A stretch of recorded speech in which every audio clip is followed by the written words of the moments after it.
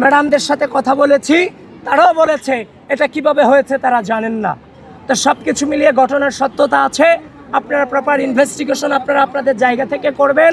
এবং অনাবাসিক শিক্ষার্থীদেরকে আহ্বান করছি, প্রিয় ঢাকা বিশ্ববিদ্যালয়ের শিক্ষার্থীবৃন্দ, বাংলাদেশের স্বাধীনতা, বাংলাদেশের সার্বভৌমত্ব, এই বিশ্ববিদ্যালয়ের শিক্ষার্থীদের মানবাধিকার এবং এই বিশ্ববিদ্যালয়ের শিক্ষার্থীদের মত প্রকাশের স্বাধীনতাকে যেন কেউ মত প্রকাশের স্বাধীনতাকে অক্ষুণ্ণ রাখতে আপনাদের স্বতঃস্ফূর্ত উপস্থিতি একান্তই কাম্য।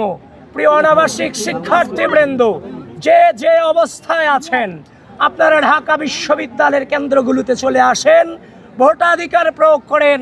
এদেশের মানবাধিকার, বাক স্বাধীনতা এবং বাংলাদেশের স্বাধীনতা সার্বভৌমত্বের চেতনাকে অক্ষুণ্ণ রাখবার জন্যে আপনাদের ভোটাধিকার প্রয়োগ একান্তই গুরুত্বপূর্ণ, একান্তই গুরুত্বপূর্ণ।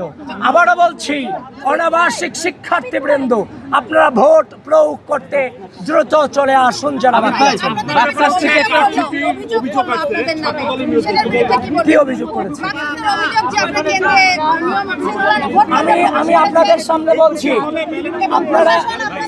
আপনারা সাংবাদিক বৃন্দ, আপনাদেরকে আমি আহ্বান করছি, আপনারা গঠনতন্ত্র পড়ুন। গঠনতন্ত্রতে বলে দেওয়া আছে পুলিং এজেন্ট এবং প্রার্থীরা ভোট কেন্দ্রে প্রবেশ করতে পারবে। এটা স্পষ্টভাবে লেখা আছে হচ্ছে যে আপনার গঠনতন্ত্রে। ইতিমধ্যেই কিন্তু এটা ফেসবুকে প্রচারও হয়েছে, সেই গঠনতন্ত্রের ছবি, 2025 সালের গঠনতন্ত্রের ছবি।